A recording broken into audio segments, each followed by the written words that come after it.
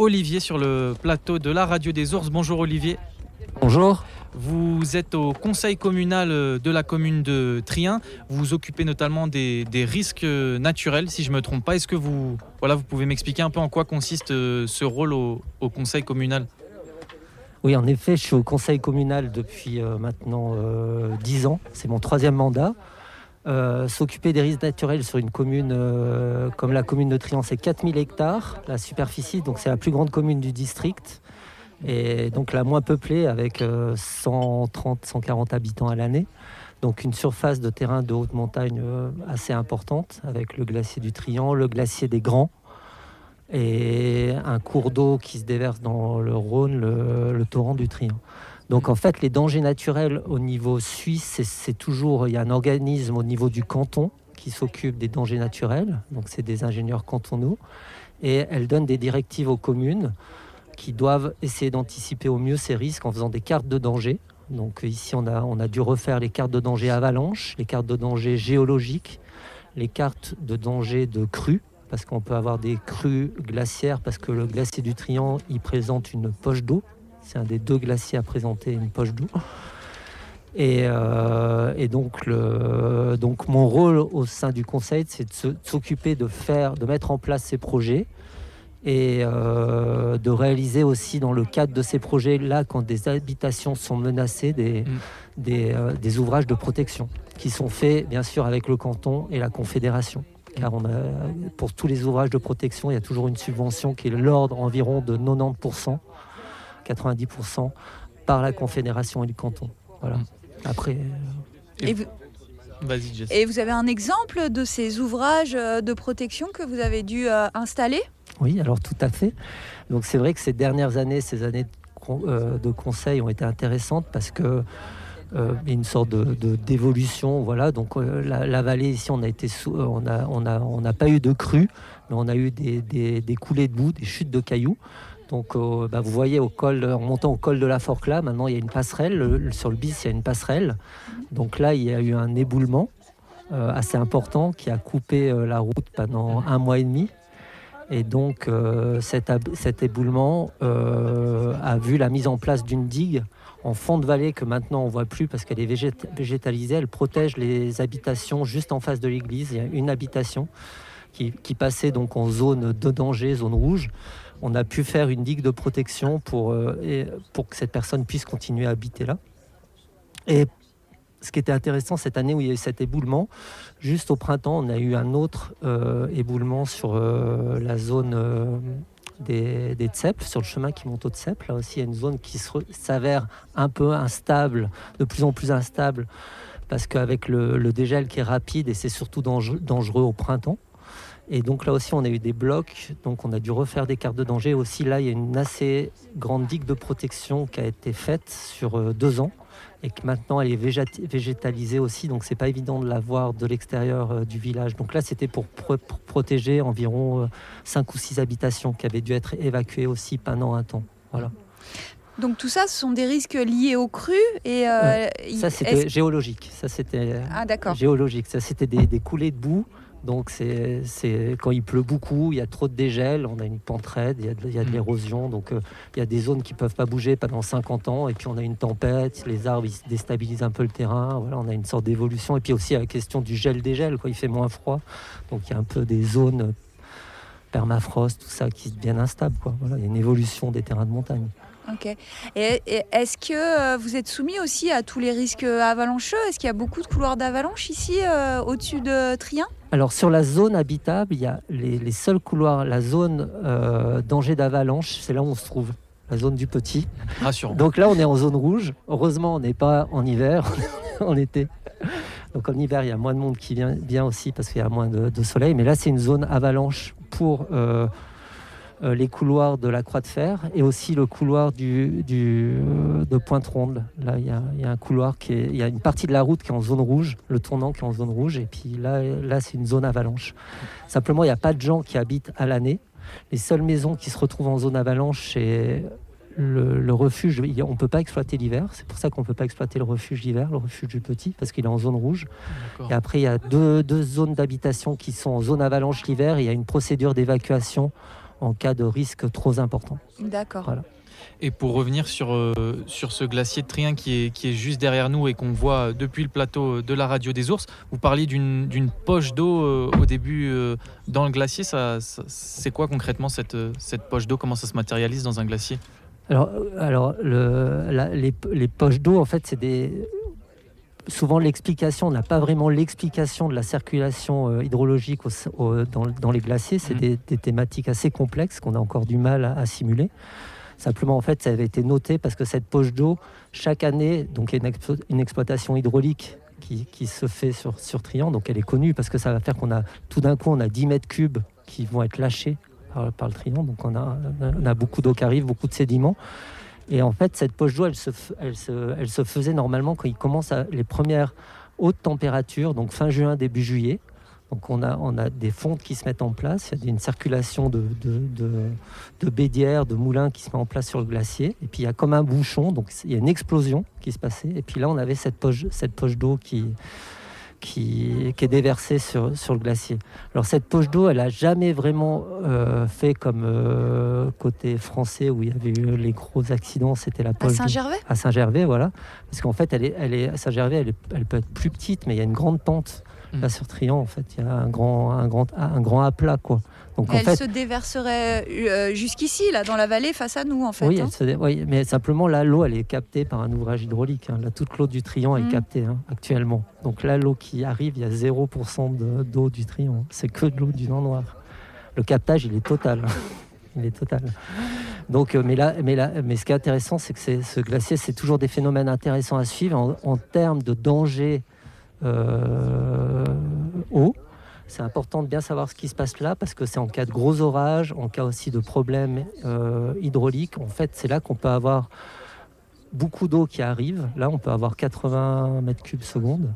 Et c'est pour ça qu'on a réalisé des mesures sécuritaires au niveau du Trien pour être capable d'arrêter en fait cette crue centenaire. Pour que cette crue centenaire, elle déborde pas. Parce que là aussi, on avait des maisons qui étaient en zone danger rouge. Donc là, on vient de finir ces ouvrages de protection. On est capable d'absorber cette crue centenaire où en fait on peut avoir tous les phénomènes qui se mélangent.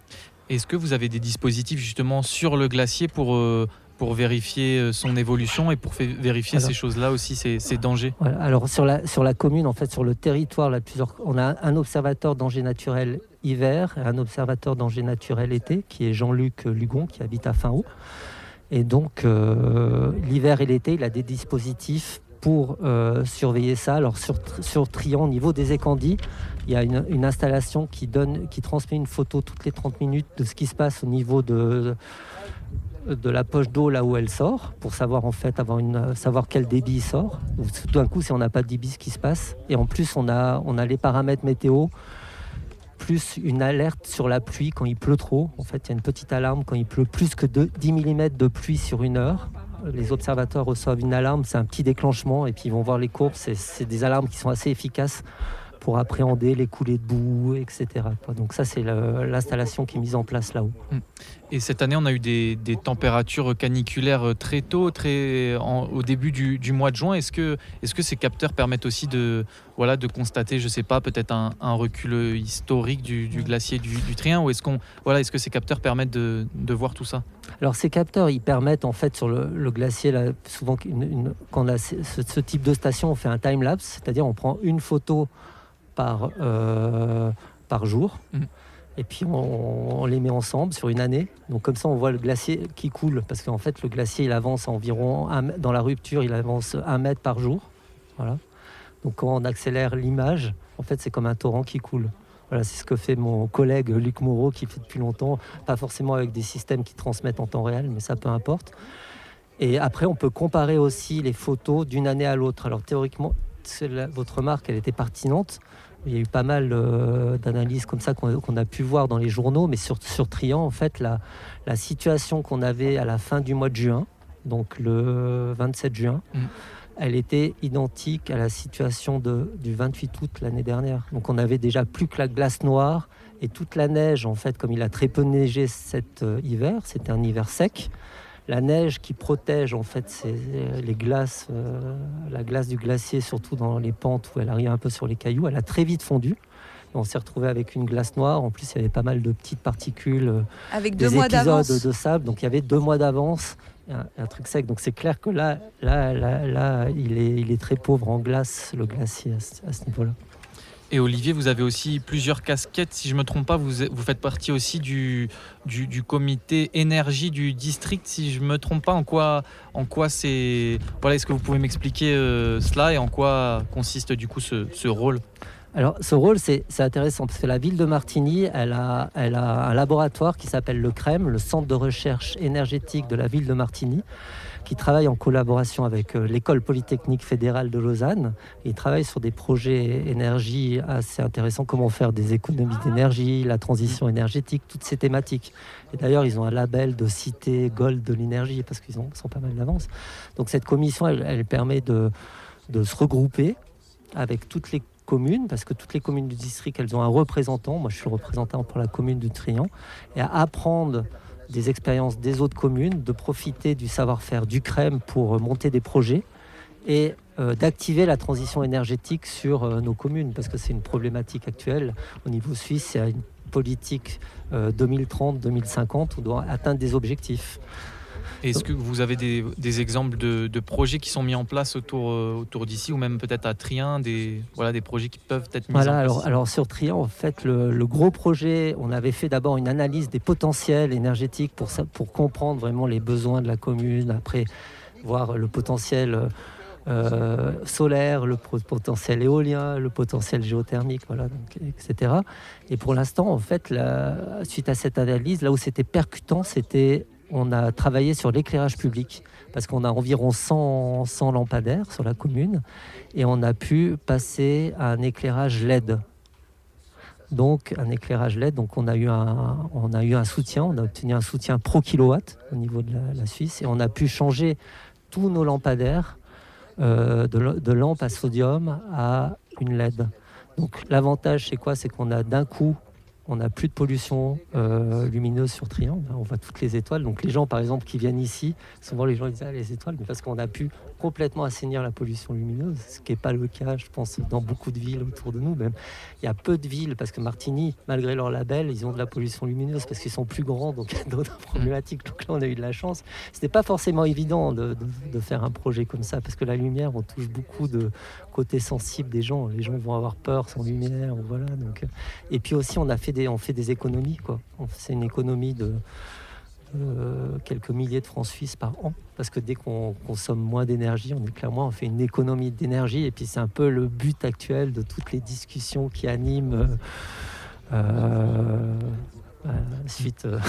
Et du coup, toutes ces initiatives, tous ces projets, vous les partagez au sein de la commission, avec les autres communes, avec les autres représentants de communes, bien sûr. Donc qui vous donnent des idées aussi peut-être. Oui, bien sûr. Donc en fait, maintenant, il y a beaucoup de communes du district qui veulent assainir leur éclairage public. Donc il y a des choses qui se mettent en place là-dessus. Et puis à la fin août, il y a un débat public qui est organisé dans la commune de Saxon avec des experts sur cette thématique pour justement actionner les envies des gens au niveau des exécutifs pour mettre en place ça, parce que c'est toujours améliorer la qualité de vie et faire des gens, de ces citoyens, et faire des économies d'énergie. Moi, c'est ce qui me motive à chaque fois à être dans l'exécutif, c'est respecter chaque citoyen, améliorer la qualité de vie.